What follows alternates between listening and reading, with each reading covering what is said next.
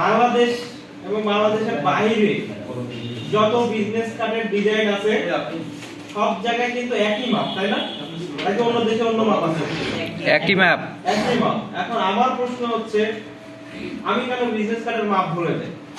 আমার একটা সমস্যা আছে। সমস্যা হচ্ছে যে এই যে আমি আর্টবোর্ডটা নিয়েছি না, এই আর্টবোর্ডটা আমি এখন সেভ করে রেখে দিই। যখনই ডিজাইন করতে মন চায় এরকম একটা আর্টবোর্ড ওপেন করে ডিজাইন করা শুরু করে দিই। আমি আর নতুন করে মাপ নিতে চাই না।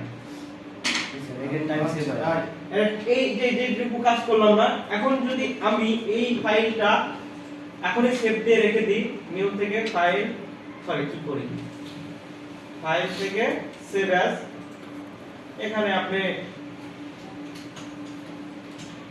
বিজনেস কার্ড আর্টবোর্ড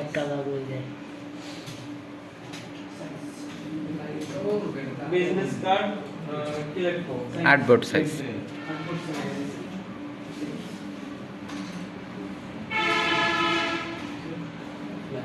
সাইজ লিখে আমি ডেস্কটপে সাপোজ নট তো পিসি এখন কই সেভ দিব না, আল্লাহ আল্লাহ জানে ডেস্কটপে সেভ দিব। তাই নিউ কোডের করা ছিল মনে হয়।